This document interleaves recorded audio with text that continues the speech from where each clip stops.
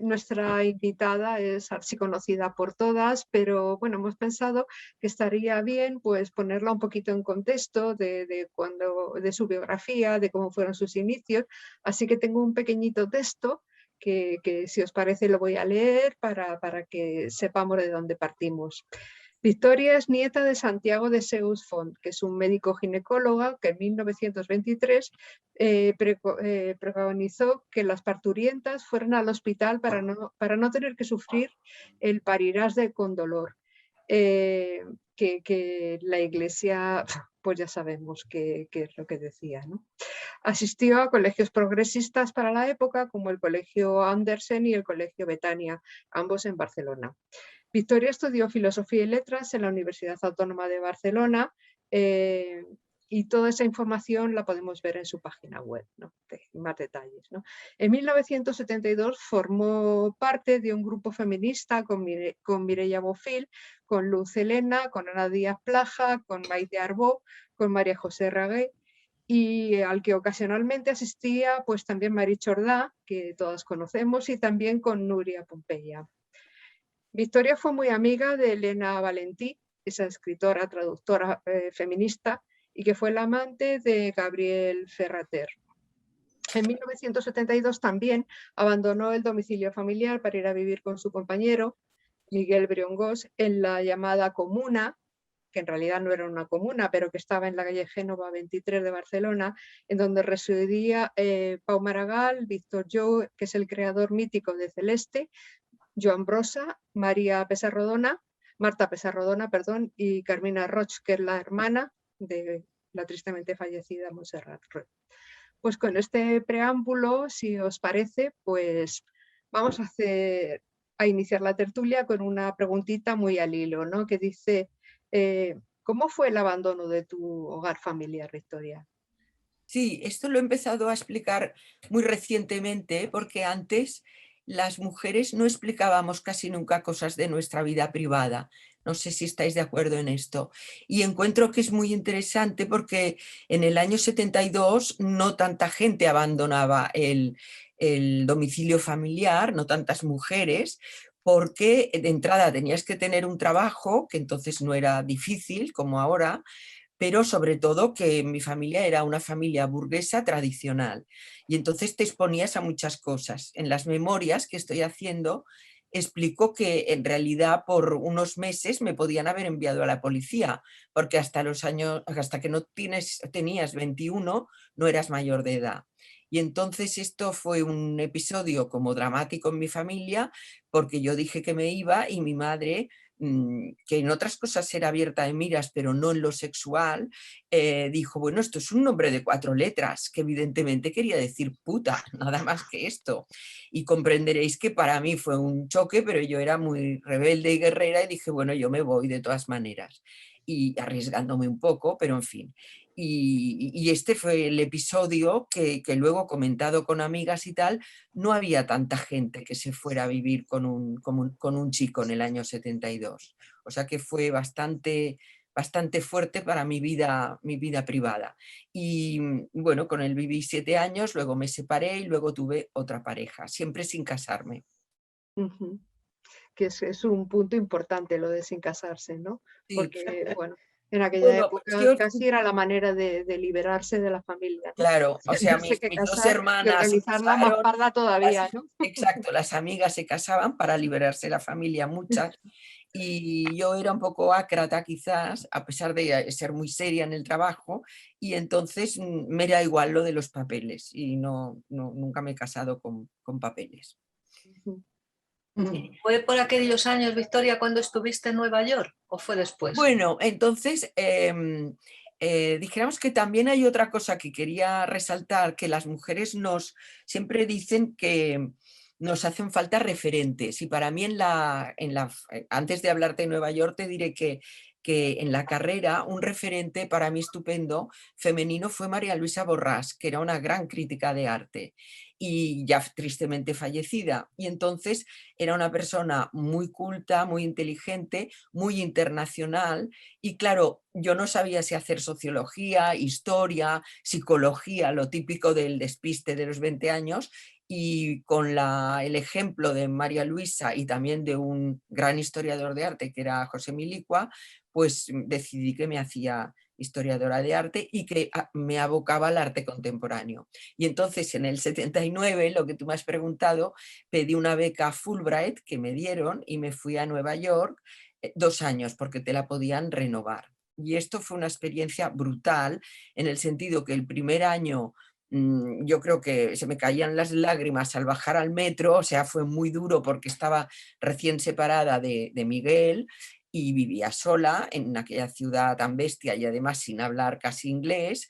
Y el segundo año, en cambio, pues aprendí muchas cosas y ya tuve más amigos, compartí el piso con una griega muy encantadora, o sea, no sentía tanto el peso de la soledad del primer año, porque pensar que yo aterricé en Nueva York con 2 direcciones en el bolsillo, o sea que no conocía a nadie. Eso sí, aprendí mucho a trabajar en el sentido de que cuando de los que teníamos becas en Nueva York volvíamos luego, casi todos nos deprimíamos mucho, porque decíamos, pero ¿qué es esto de España? ¿Cómo trabajan? ¿Qué país? O sea, qué desorganización. Luego se te pasa, ¿no? Pero todo el mundo pasábamos unos meses o un año como reajustándonos a nuestro país. Y al contrario, ¿cómo se te veía a ti en Nueva York? ¿Qué es la españolita esta que viene a A estudiar ver, aquí? sí, en Nueva York lo interesante era que, como yo siempre suelo decir, profesionalmente me afectó mucho porque estaba en un lugar maravilloso, que es de los mejores del mundo, sino el mejor, que es el Institute of Fine Arts, donde junto con el Courtauld Institute de Londres son los mejores para historia del arte. Entonces allí, bueno, aquel año no había ningún español, hubo poquísimos, después de mí hubo 3 o 4 más, pero no notaba diferencias porque yo era visiting escolar, que quiere decir una estudiosa o una que hacía su investigación, una investigadora invitada. Entonces no tenía ni que dar clases ni que recibir, pero podía ir de oyente. Y entonces yo iba haciendo mi tesis doctoral. Entonces allá había una colonia de españoles, pero que sobre todo eran catalanes, la verdad muy interesantes, que eran, pues no sé, Miralda, Frederica Matt, no sé, también pasó el Limós, Carlos Santos, el músico, o sea, todos unos artistas jóvenes de vanguardia, pero claro, yo no quería ver a catalanes en Nueva York, yo quería conectar con los norteamericanos y, bueno, pues dijéramos, estar bien contextualizada con aquel nuevo ambiente y francamente os he de decir que yo siempre digo que son marcianos, o sea, que así como profesionalmente son estupendos y tan exigentes y tal, a nivel personal interconectan poquísimo y siempre cuento la misma anécdota, que empiezan a tener empatía con los demás cuando se emborrachan los sábados por la noche y entonces ya te cuentan su vida privada y te preguntan la tuya y tal. Si no, nada, nadie sabe quién es tu vecino, ni qué hace, ni nada.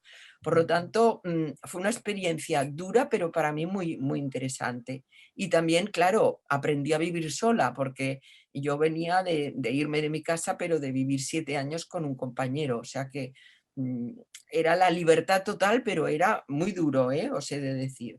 Sobre todo el primer año. Imagino que a pesar de la diferencia cultural entre aquella España del año 79, ¿no? y en Nueva York, seguía habiendo desigualdad respecto a las mujeres, ¿no? Sí, bueno, como has dicho tú, recordando mi vida, yo en el 72, no sabemos con Ana Díaz Plaja si fue 71 o 72, pero teníamos realmente 19, 20 años, formamos parte de este grupo feminista muy interesante porque éramos muy pocas y simplemente nos explicábamos la vida y sobre todo los problemas sexuales, la relación con los hombres, con nuestros compañeros o no. Y luego ya sacábamos temas del estilo de si las mujeres teníamos que recibir, por ejemplo, que esto me lo dijo Elena Valentí, un salario por nuestras tareas domésticas, que es algo que luego no se ha vuelto a hablar mucho hasta muchísimos años después, y es una idea que Elena Valentí, que vivía en Londres, me la contó ella de las feministas inglesas, y bueno, yo seguía siendo muy feminista, y en Nueva York conecté con Linda Nochlin, o sea, la famosa Linda Nochlin, yo la he llegado a ver en una reunión.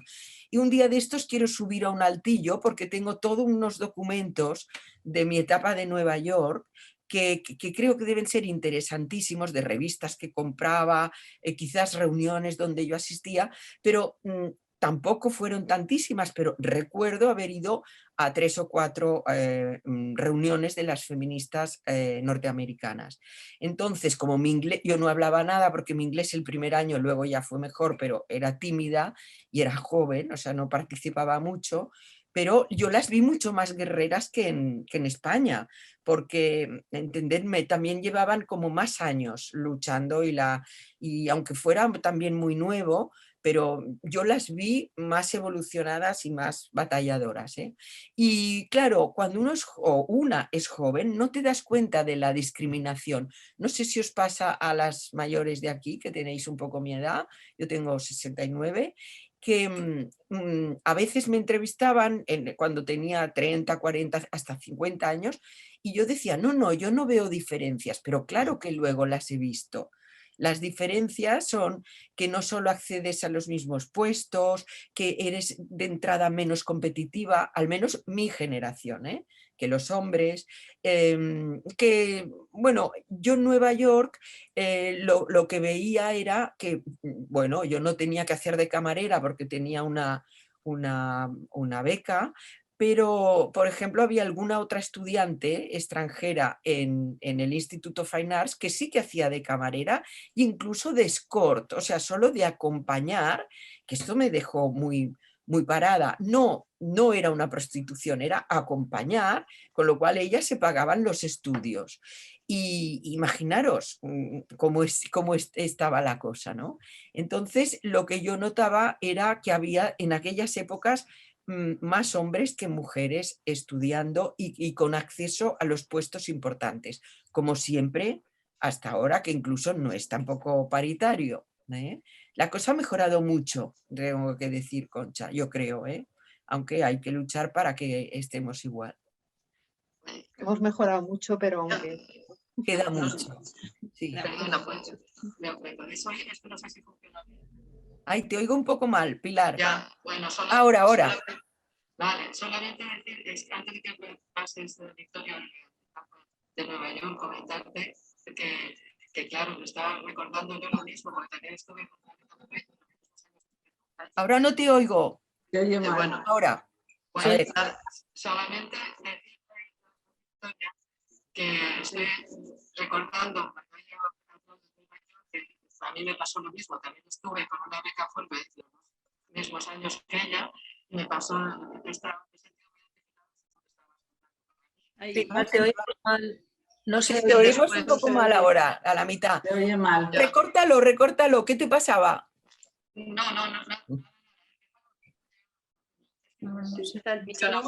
Es que se va. No se oye. Bueno, me lo pasas por email y te contestaré. Vale. O si quieres, Pilar, hay un chat abajo que lo puedes escribir. Vale. ¿Ves abajo un chat?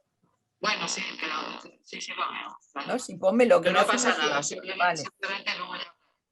Vale, ya hablaremos. Victoria, y hablemos un poco de toda tu trayectoria. Tú eres escritora, eres crítica, eres historiadora, tienes un porrón de libros de toda tu trayectoria, sobre todo en defensa de las mujeres artistas. Yo creo que te comprometiste desde el primer momento en hablar de las mujeres, ¿no? Pero también has hablado sobre Tapié, sobre Picasso, sobre Rafael Casamada, especialmente sobre los pintores catalanes. Sí, bueno, es natural porque al principio me gustaba tanto Tapies y era amiga de Raffles, entonces hice libros sobre ellos y luego soy especialista en Miró y tengo 2 libros sobre Miró y tengo también sobre Picasso, porque también tengo dos libros sobre Picasso, los estudios sobre Picasso y el Picasso Miró. Y bueno, aquí se ven cosas que he hecho, que ahora os explicaré, exposiciones de mujeres que han sido todas fantásticas. Y lo que quisiera deciros es que, y también lo encuentro interesante y revelador de mi generación, que hasta los 90 sí, estaba por las mujeres porque también hablé de las conceptuales, que eran Fina Miralles, pero simplemente porque yo estaba en aquel grupo de arte conceptual que se inició en el 72 y yo hasta el 76 o así, en que me fui a París, era amiga de todos ellos y hablé de Ángels Ribé, o sea, escribía de ellas, pero era por pertenecer a este grupo. Y realmente empecé a escribir mucho más a finales de los 90 y los 2000. Y entonces hice en Tecla Sala una exposición que se llamaba ¿Cómo nos vemos? O sea, cómo las mujeres nos vemos a nosotras mismas. Esto fue muy interesante, teníamos muy poco dinero y decidí poner a las españolas prioritariamente jóvenes, porque claro, por la falta de dinero, pero estaban a Laura Láez, estaba Eulalia Baldosera, estaba mucha gente que luego se ha hecho realmente muy famosa. Y yo en aquel momento no quería hacer solo mujeres, me parecía discriminatorio. Entonces, fijaros cómo ha cambiado la cosa. Entonces yo pensé, vamos a hacer arquetipos femeninos, o sea que yo les decía a las artistas, a poner lo que queráis, yo os los cojo, pero si podéis pensar en arquetipos, la madre, la santa, la maga, la prostituta, lo que sea, la bruja, la mujer niña, todo esto son arquetipos femeninos, ¿no? Entonces hubo unas obras francamente interesantísimas.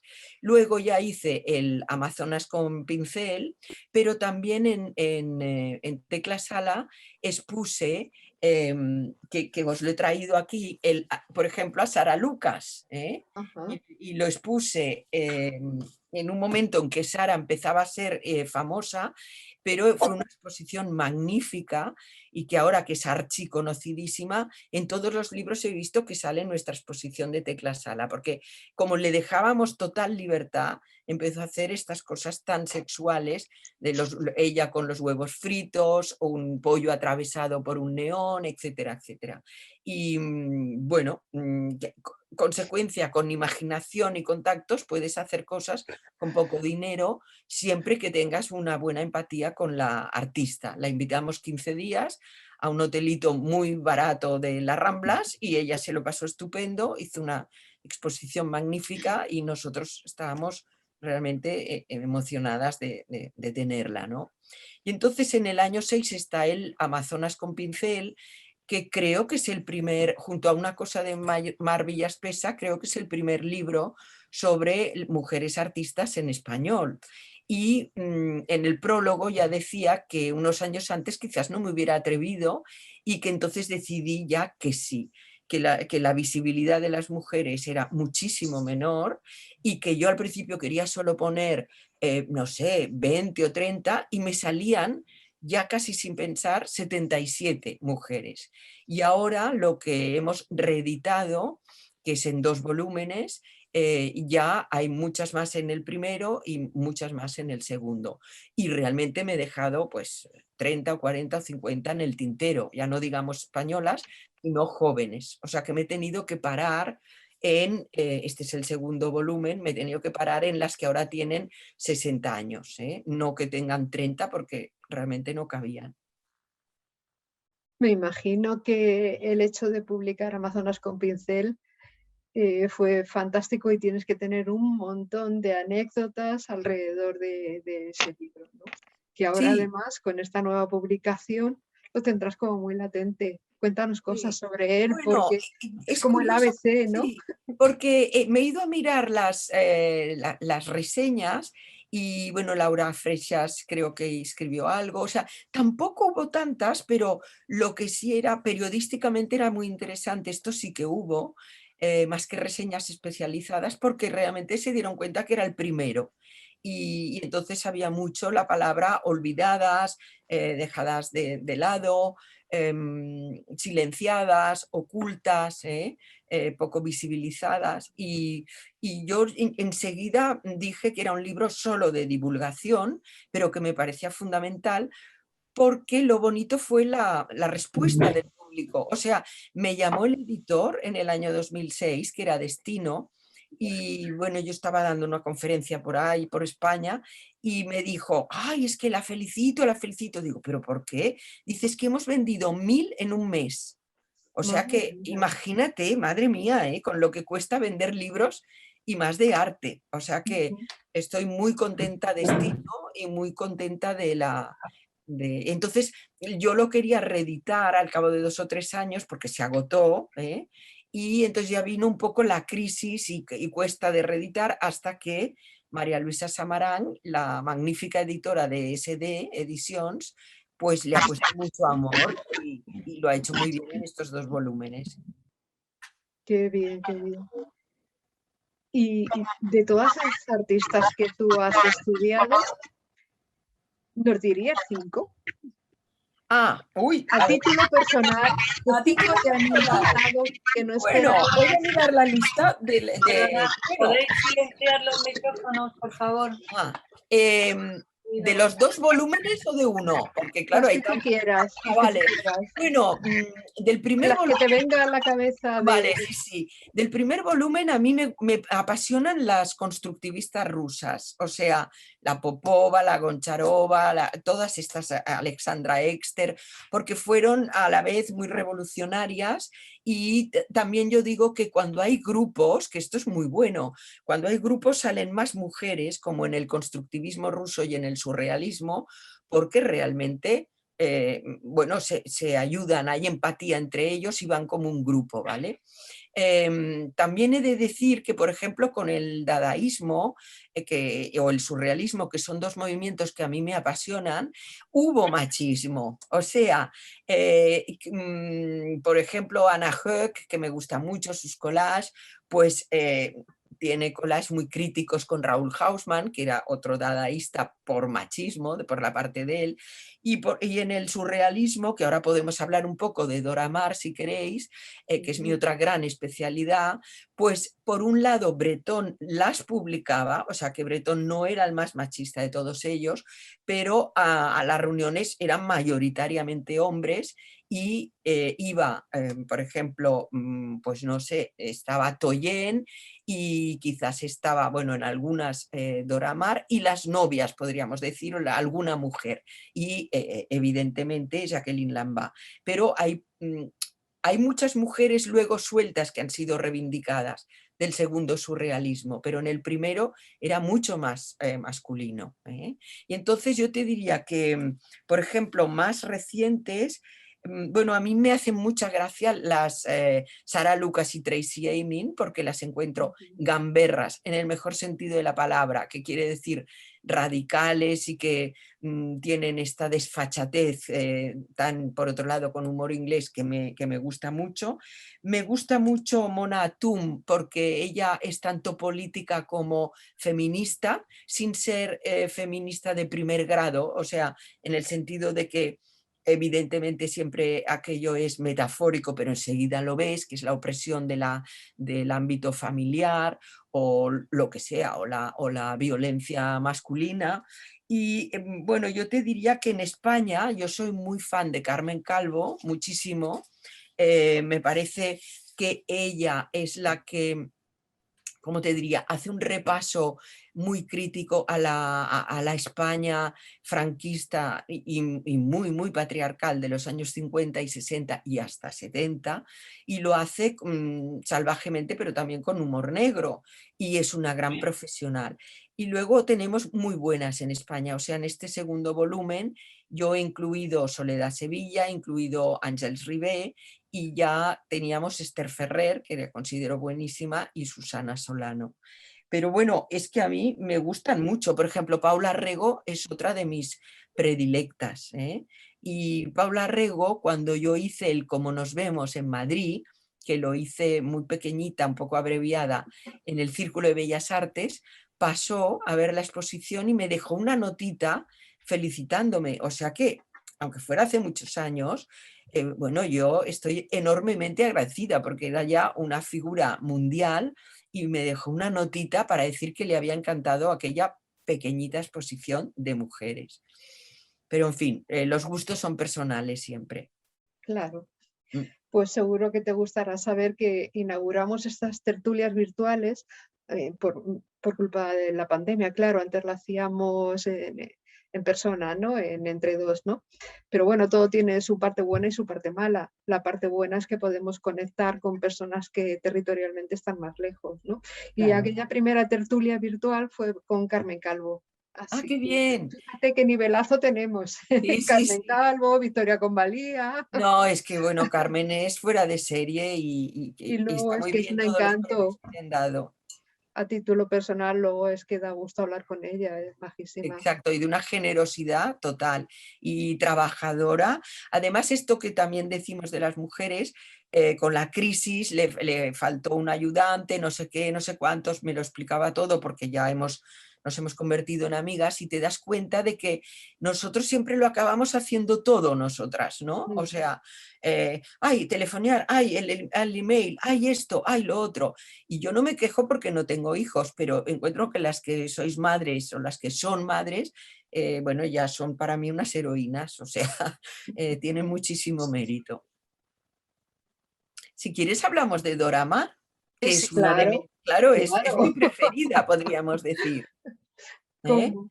Claro, Bueno, claro, entonces, cuéntanos todo, porque es sí, una figura que nos interesa muchísimo, claro, es ¿no? que Es resulta que emblemática Dora Maar, ¿no? sale de una anécdota en el sentido que llevo 20 años estudiándola y publicando sobre ella, pero resulta de una comida, porque yo viví también, mi segunda pareja era un francés y viví a caballo entre París y Barcelona 11 años. Y entonces conocí a un marchante que es Marcel Fles, que me dijo, nos pusimos a hablar de Dora Maar y yo dije, ¿cómo? ¿No está muerta o encerrada en un psiquiátrico? Porque muchos pensábamos, estudiosos de Picasso, que Dora Maar había tenido un ataque que es verdad, un ataque de locura, que la habían encerrado en un psiquiátrico y no sabíamos si había salido o no, nadie sabía casi nada, por no decir nada de ella.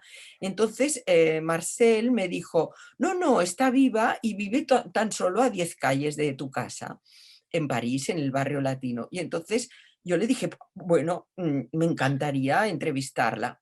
Y me dijo, yo te doy el teléfono, pero el no ya lo tienes, dice, porque cuelga a todo el mundo que la llama. Entonces, como yo soy terca, dije, no, no, yo voy a probar. Entonces le envié una carta muy amable, muy cortés, como hacen los franceses, diciendo que la quería entrevistar para hablar de sus fotografías. Yo, como todo el mundo, solo habíamos visto 5 o 6 en los libros de historia de la fotografía y en los libros del surrealismo. Habíamos visto su Ubu y quizás 2 o 3 más, pero no, ni sabíamos que pintaba, nada. Y yo creo que ella recibió la carta y yo le dije, la llamaré tal día a tal hora. Y tal día a tal hora la llamé y para mi pasmo me contestó muy amablemente y yo le dije, mi primera frase fue, Madame Maar, yo quiero hablar con usted, no, no vamos a hablar de Picasso, quiero hablar de sus fotografías. Yo creo que esto fue fundamental, porque claro, la debían incordiar muchísimo y fastidiar mucho pidiéndole cosas sobre Picasso. Y ella ya llevaba 50 años separada de Picasso, pero sobre todo era una fotógrafa muy buena de los años 30 y una, podríamos decir, interesante pintora a partir del año 38, 37, 38, en que se puso a pintar otra vez. Y entonces así empezaron estas conversaciones de horas, que hicimos 3, que yo grabé totalmente y que desembocaron en un artículo y luego en una exposición en Bancaixa, en Valencia, que tenían una sala maravillosa y para lo cual me ayudaron muchísimo los coleccionistas privados, que entonces eran muy pocos y todos emocionados de poder prestar sus fotografías. Hay que decir que Marcel Fleix ya tenía muchas y el Pompidou tenía como 10 o 12, que ahora tiene 20 o 25. Y así se vio por primera vez. Y entonces luego lo que sucedió es que, bueno, ella, esto pasaba en un enero del 95, ella luego parece que se cayó o tuvo un problema, se fue al hospital y luego ya no me llamé otra vez y ya no me contestó. Tengo 2 cartas de todas maneras de ella. Y luego ya al cabo de 1 año y medio murió, porque ya era el año 97, al cabo de 2 años, y ella tenía 90 años y murió. Y salieron todas sus pertenencias en una subasta pública, con lo cual, bueno, yo estaba ya entusiasmada de ver todo aquello que estaba, parece ser, en cajas debajo de su cama, negativos, documentos, y hice otra exposición en el 2001-2002, que luego han acabado siendo 5, y han acabado siendo mi libro Dora Maar, porque los herederos, que han sido muy amables, la parte francesa, me dejaron ver lo que a ellos les había tocado. Porque pensar que ella había muerto sin hijos y sin el testamento, yo creo que fue robado, no se encontró nunca el testamento donde lo dejaba todo a la iglesia, porque se había convertido en una católica casi integrista. Y bueno, entonces 2 genealogistas nombrados por el Estado francés, pues encontraron unos parientes en 3er grado que son los que les han tocado estos bienes de Dora Maar y una parte de la herencia substancial, y que se han portado muy bien conmigo. O sea que fue, bueno, es una, ¿cómo os diría? Es una obra que me llevará toda la vida que me reste, porque todavía averiguo cosas de Dora Maar y claro, la gente todavía me pregunta, porque ya no hay tanta gente viva que la haya conocido a ella y que, o sea, de los años 30 ya no queda nadie, y luego pues somos muy pocos y la gente me pregunta cómo era ella. Entonces te puedo contar que a mí al teléfono me pareció muy educada, muy curiosa, me acababa preguntando ella a mí, o sea que era una persona de 87 años con una inteligencia, una cultura y una curiosidad total, como si tuviera 30 o 50, y luego, bueno, me contestó muy bien a todas mis preguntas y al final ella ya quería hablar de religión, cosa que yo, que soy tan laica, pues ya corté un poco la conversación porque mi conocimiento se limitaba a Santa Teresa de Jesús y a San Juan de la Cruz, a sus poemas y a poco más, y a mi religión católica, pero yo no puedo discutir de teología, Ya. y fue muy interesante estas conversaciones con ella. Pero sí que se la vende un poco, afortunadamente que cuentes todo esto, como que terminó trastornada, ¿no? Totalmente trastornada. Pero esa inquietud por querer saber parece que no cuadra mucho con esa descripción, ¿no? Sí, bueno, en el libro, que luego por suerte se ha publicado en francés, por suerte, en el Sí, la prólogo yo mujer invisible, ¿no? ¿O la cómo? fama, Dora Maar, la fama invisible, porque ya se ocultó mucho estos 50 años, bueno, los últimos 20 o 30, porque los primeros todavía salía, y iba a ver a Marie-Laure de Noailles, iba a cócteles y así, o sea, tenía una vida social, y luego se fue, a partir del 52 se fue haciendo realmente muy, no beata, pero muy, muy católica, iba cada día a misa, etcétera, etcétera. Entonces, lo que yo te puedo decir es que en el prólogo yo digo, no sabía si poner de título Las 5 vidas de Dora Maar, porque ella venía de un medio burgués. Su padre era arquitecto, se ganaba bien la vida, croata, y la madre francesa, muy católica, por cierto, pero una familia en una casa burguesa, etcétera, etcétera, fue a buenos colegios y tal. Y entonces luego se vuelve de ultraizquierdas y ella tiene, antes de Picasso, varios amantes y tiene a Louis Chavans, que es un guionista de cine de los años 30 en Francia, muy interesante, y luego tiene a Georges Bataille, o sea, el revolucionario y filósofo Georges Bataille y luego Picasso. Pero en estos momentos en que conoce a Picasso, ella es una firma manifiestos, etcétera, en un partido que es Contraatac, un grupo, vaya, que está más a la izquierda del Partido Comunista. Ella siempre fue muy anticomunista.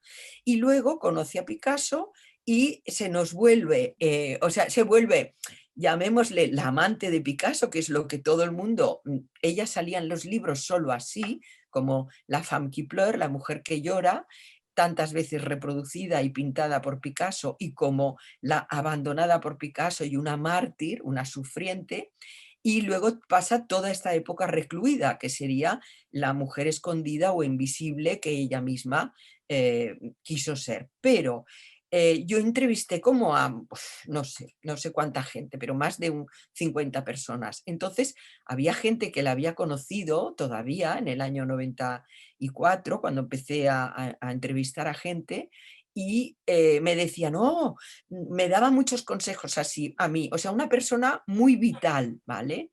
Me decía, haz esto, propone este texto en tal, o sea, muy ayudadora. En cambio, otros que la vieron en los años 50, cuando ella se vuelve tan mística, realmente me dicen, bueno, es que vimos a una mujer como muy acabada, como muy interiorizada, como muy espiritual.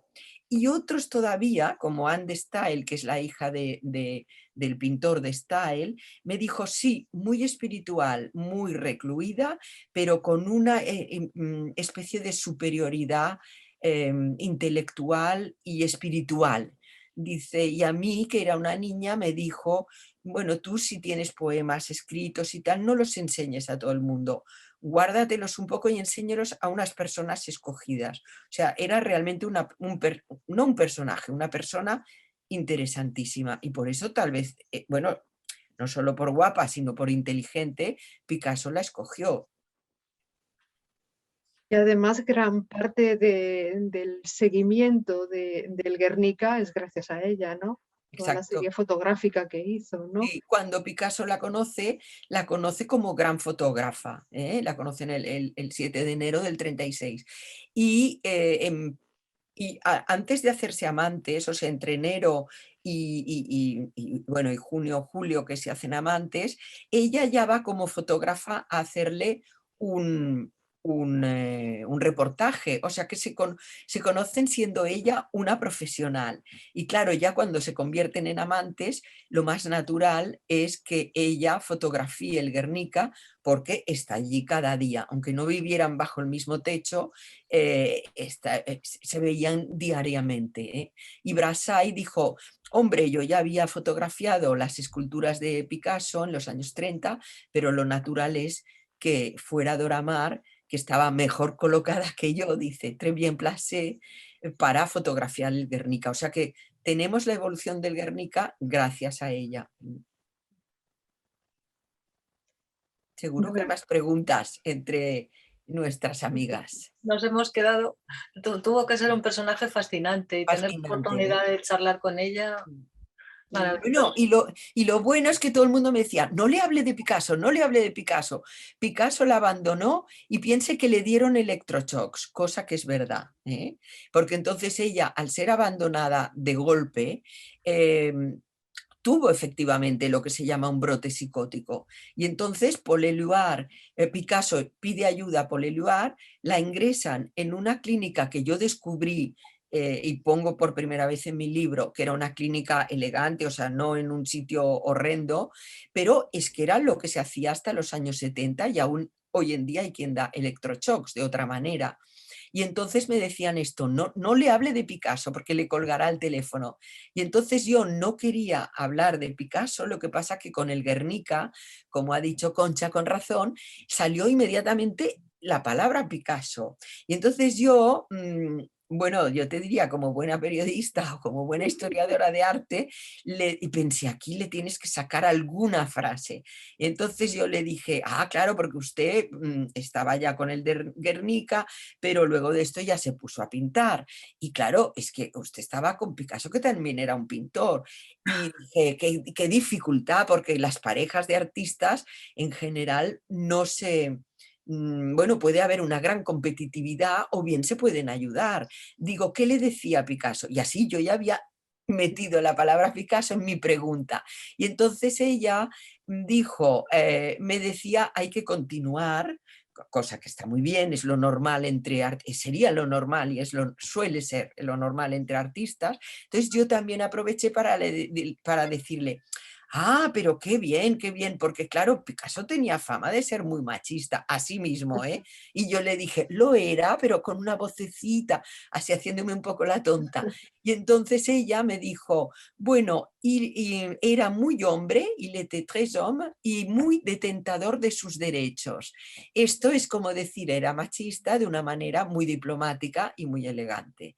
Y luego yo ya no saqué más el tema porque pensé, ahora con cuidado que a lo mejor me cuelga. Y estábamos en la primera o segunda entrevista, ¿no? Con ella. Y ella Pues sí. seguía dañada, perdón, ella seguía dañada por el tema Picasso.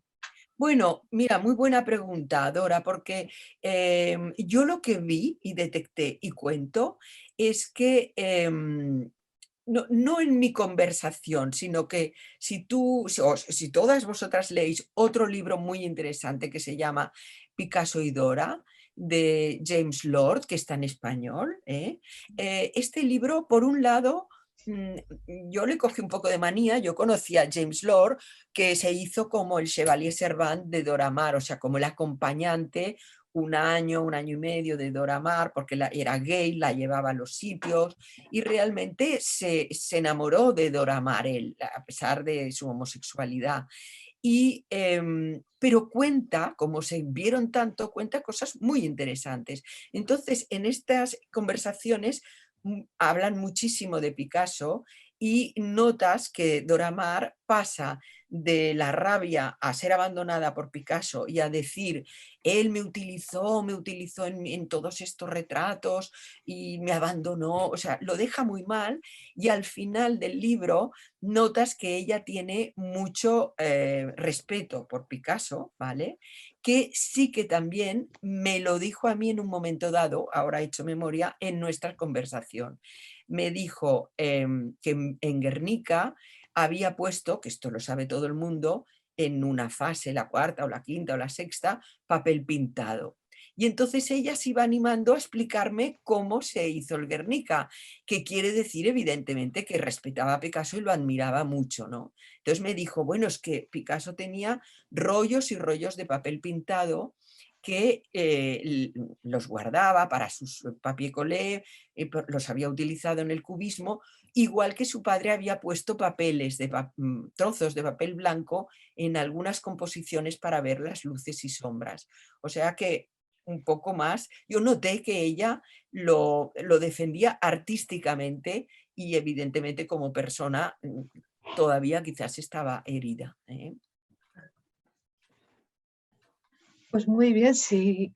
Es que es tan interesante todo lo que cuentas, pero bueno, puede que las chicas quieran hacerte una pregunta y tenemos un compromiso firme de no entretenerte demasiado. Sí. Gracias, Así pero que que pregunten, que estoy aceptamos. encantada de responder. A ver, ¿qué tal Hola, lo oímos? Victoria. Hola, María. Victoria, soy María Vega. Te quería preguntar, cuando Dora Maar documenta el proceso del Guernica, creo recordar que ella le envía las fotos a Josep Renau. ¿Ella te habló alguna vez de la relación que tenía con Renau durante ese tiempo? No, nada de nada. Nada, Y nada. además hablamos poquísimo de españoles, y yo he visto con los documentos para hacer el libro que ella, por ejemplo, bueno, se llevaba muy bien con los Vilató, que son los sobrinos de Picasso, que hay correspondencia, luego con, ¿cómo se llama? Luis Fernández, el pintor, y luego también, ¿quién más? ¿Hay algún pintor más que la escribe? O sea, ella tuvo un poco de relación con España, pero de Renau no me habló en absoluto, pero yo tampoco pregunté, porque yo todo esto creo que no lo sabía. O sea Sí, que sería una cosa, bueno, en todo caso, en todos los documentos que yo he visto no hay nada de Renau. Esto sí que te lo puedo asegurar, porque yo he leído como 3.000 documentos o más de 3.000. sí, bueno, sabes que Renau es el que le encarga el Guernica a Picasso, lo visita en París, Dora Maar está con él, y entonces Dora es la que está un poco en conversaciones con Renau, informándole de todo el proceso, le manda fotografías. De hecho, hubo una exposición, yo vivo en Valencia, aquí en el Iván, sobre el Guernica, y estaban las fotografías, no sé si eran originales o copias, que Dora Maar había hecho y le había enviado a Pero tú crees Renau. que eran... Pero yo lo que no sé, que te pregunto yo a ti, es, bueno, quizás le envió copias a Renau, porque las fotos están en el Pompidou y hay Sí, unas manos privadas, sí. Bueno, y sí, en el Reina, porque fueron yo hice comprar al sí, Reina, sí. en las... Igual, sí, Igual igual ha fueron debido las de entrar en Reina Reina, Sofía. sí. Sí, Sí, sí. porque Bueno, pues yo quiero buscar este catálogo del IBAM, ¿eh? Voy a pedir a ver si me lo envían, porque este no lo tengo. Vale, sí, es fenomenal. muy interesante. Sí, además se la menciona ella y todo. Sí. Sí, sí, sí, muy bien. Gracias. Bueno, de nada, me hubiera gustado decirte más cosas, pero no he tenido nada en mis manos sobre Renau y ella. A ver qué más preguntas. Tenemos una pregunta en el chat de Esperanza, que supongo que no puede conectarse para hacértela. Nos dice, he leído una biografía escrita por ti de Amparo Segarra Vicente. ¿Cómo das con ella? Sí, bueno, no es una biografía, es a ver, hice un artículo y cómo di con ella, sí, por la hija, que su hija es Amparo Segarra, es la directora de la Fundación Eugenio Granell, que es su padre. O sea, la esposa de Eugenio Granell es la colagista Amparo Segarra. Y entonces, como la hija es la directora de la fundación, yo tuve que ir a la fundación o lo que fuera, y entonces allí debí ver los collages de la mujer de Granell, de Amparo Segarra, que es una persona muy interesante y que yo ahora publicaré. Es que quizás todavía no ha salido. Se supone que está en prensa mis textos sobre surrealismo, ¿vale? Y entonces se supone que van a salir en el 22, que todo lo ha parado la pandemia, en Ediciones Turner, y entonces allá está mi largo artículo de Amparo Segarra. O sea, yo la contacté así. Y tiene una vida también azarosa porque, claro, le pilló la guerra, tuvo que huir, estuvo en un campo de concentración y luego, bueno, en el tren ya conoció a Eugenio Granell, que es un artista espléndido de nuestro surrealismo, y luego ya vivió en el exilio. ¿Hay más preguntas? Sí, bueno, a mí me encantaría, lo que pasa que no sé hasta Pues qué los punto. proyectos próximos que va a tener Victoria, que no nos los ha contado. Es Tenía verdad. la mano Vale. levantada. Y pues mira, sigo con mujeres porque me han pedido comisariar una retrospectiva sobre María Girona, que es una artista buenísima y poco conocida. En Madrid, por suerte, hay una o dos galerías que la exponen, pero que como fue quizás por ser la mujer, la esposa de Rafols Casamada, expuso, pero quizás ha sido un poco invisibilizada, sobre todo después de su muerte. Y ahora, como se cumple un centenario, pues le haremos en la Vila Casas una gran retrospectiva sobre su obra. Y luego también, algo más también sobre mujeres, es que van a hacer una exposición, la Galería Marc Domènech, sobre Anna Peters, que es esta pintora valenciana, también mujer de un famoso, porque mujer de Tomás Lloret. Y bueno, aunque sea una galería, primero lo llevará a Arco, yo he hecho un pequeño texto, y luego hará una verdadera exposición más grande en octubre, donde yo haré un texto más largo. O sea que tengo dos proyectos de comisariado. Y luego no puedo deciros el título, pero también hice Musas, Mujeres y Amantes, y ahora voy a hacer otro libro así pequeñito, como digo yo, porque con Dora quedé exhausta, y entonces voy a hacer otro tema que una a 6 mujeres más del siglo XX que son muy curiosas como personalidades. Y entonces esto, como todavía no he firmado contrato, no puedo decir de qué va, pero supongo que en el 23 saldrá porque ya estoy a la mitad de la escritura. Qué bien, Que voy mucho por las mujeres, ¿eh? Sí, sí. qué bien. Amalia. Estupendo. Victoria, estoy pasándolo estupendamente. Quiero que lo sepas y que estoy disfrutando muchísimo de todo lo que estás diciendo. Tú como experta también en Joan Miró, quería saber si tienes conocimiento de algún libro de su relación con Calder. Estuve recientemente en la fundación, estuve buscando por todos los sitios y concretamente de ese periodo no hay nada escrito, sí individualmente, como hay en biografías, pero no como una relación entre ellos. Quería saber si tú sabes algo de esto. Sí, sí que lo sé, porque fíjate, hay apunta, hay Por favor. A ver, lo que pasa es que, no sé si está en inglés, hay todo un catálogo estupendo que se llama Calder Miró, asimismo, que fue en la Fundación Beyeler de Suiza. Y bueno, quizás está en francés y inglés, yo no me acuerdo ahora, pero lo tengo, ¿eh? Y luego yo hice tenía que salir un texto mío muy largo que por estas cosas de la vida, y nunca más me ha vuelto a pasar, suprimieron 2 textos, suprimieron el mío y el de otro señor americano, porque esta exposición tenía que ir a Estados Unidos y entonces lo mío se convirtió en una conferencia en la Phillips Collection, que bueno, fue un gran honor, pero que ahora también mi texto saldrá en mis textos sobre surrealismo. O sea, saldrá reproducido, porque claro, en realidad nunca fue impreso, nunca fue publicado. Fue Muchas simplemente gracias. en una conferencia, pero el catálogo es maravilloso, ¿eh? Calder Miró, y lo encontrarás en internet seguro. Vale, No sé gracias. que te he podido ayudar. Sí. Qué bien. Si hay una última. Pilar, ¿quieres intentarlo otra vez? A ver Sí, si a ahora ver. te escuchamos. No, estaba escribiendo. Nada. Escribe. Estaba escribiendo, dar las gracias. ¿Me oís ahora? Sí. Un poco mejor, a ver. A ver, estaba diciendo que estaba Que no se oye. no, por eso, nada. Chatea.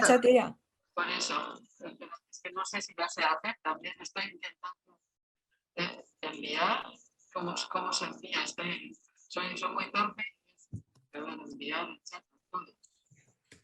No sé si Nada, imposible escucharte, Pilar. Bueno, envías un email envías un he email intentado a también Renata y me lo pasas. el chat, no sé cómo se envía. Nos Mira, mandas un email y si no es directamente a Victoria, se lo hacemos seguir. claro, ¿no? porque el mío solo es victoriaconvalía@gmail.com. Es facilísimo.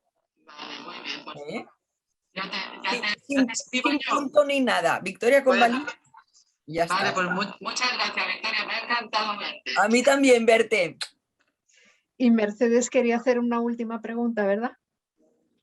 Tienes el audio. Bueno, no te oímos. Mercedes. A ver. Perdón, sí. No, bueno, es igual, era antes cuando estaba hablando de Dora Maar, pero ahora ya casi No, como que pero queda. dime, sí, pero a Es lo que, mejor no le...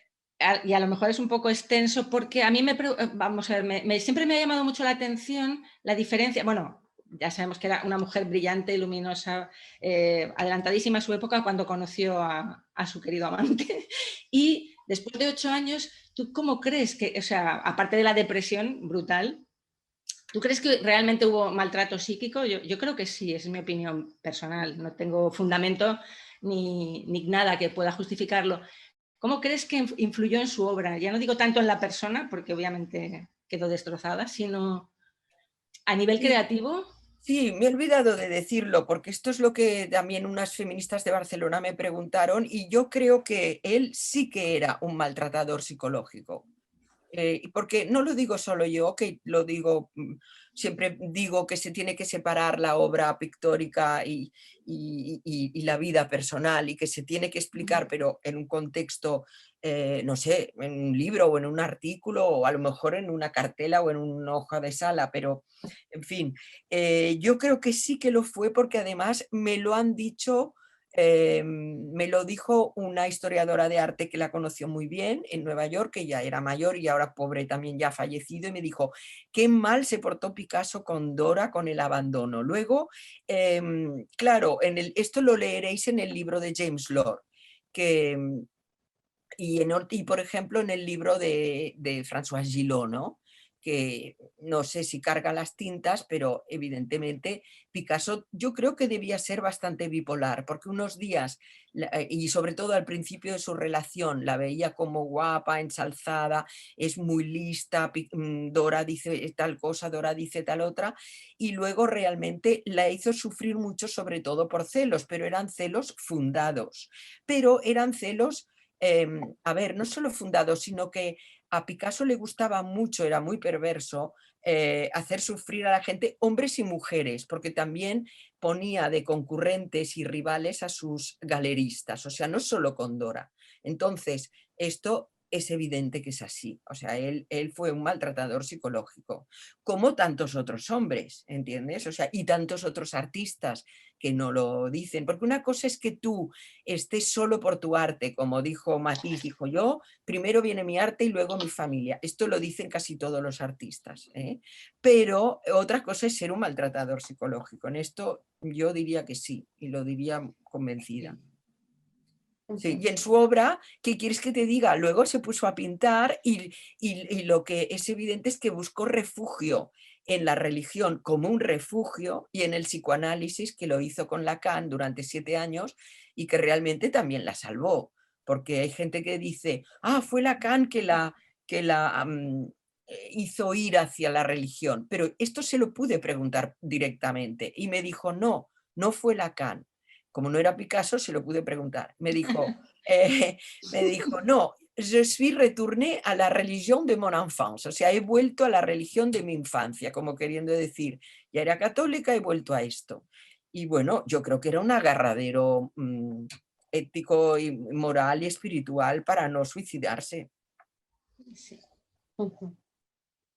Pues Victoria, hemos llegado a la hora que habíamos acordado. Quedamos emplazadas para Arco.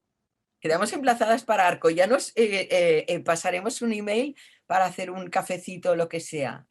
Todas las que podamos acudir estaremos, yo por lo menos encantada. Imagino claro, que y así nos vemos de cara de verdad, porque esto siempre es un poco distante. Pues de muchas verdad gracias a todas y a ti, Concha, como siempre. Ha sido un placer escucharte, hemos aprendido un montón de cosas que no sabíamos y lo que comentábamos al principio, la lejanía que impone la distancia, pues a veces la tecnología lo facilita, ¿no? Porque esta tertulia hubiera sido imposible de otra manera. Así que gracias por haberte prestado a ello y aquí estamos para lo que quieras. Gracias. Lo que quiero es que mucha gente compre el libro, porque ya sabéis lo mal que nos pagan. Entonces, como lleva tantísimo trabajo y está muy bien hecho, porque María Luisa lo ha hecho maravillosamente bien, el encuadernado, el papel, las fotos, todo, pues me gustaría que realmente fuera un libro, no tanto por mí, sino porque un poco para todas, que por se el vea esfuerzo bastante, también y por la por difusión que las supone para artistas. las mujeres artistas, Claro, que ya se lo sabéis merecen. que en nuestra próxima revista pues haremos una crónica. Qué bien. Muchas gracias, Concha. Un placer. Vale. Muchas gracias, Victoria. Muchas gracias. Vale. Adiós. Me voy. Buenas tardes. Chao. Buenas tardes y mucha suerte. Gracias. Lo de Por tu mañana. generosidad de contarnos todo.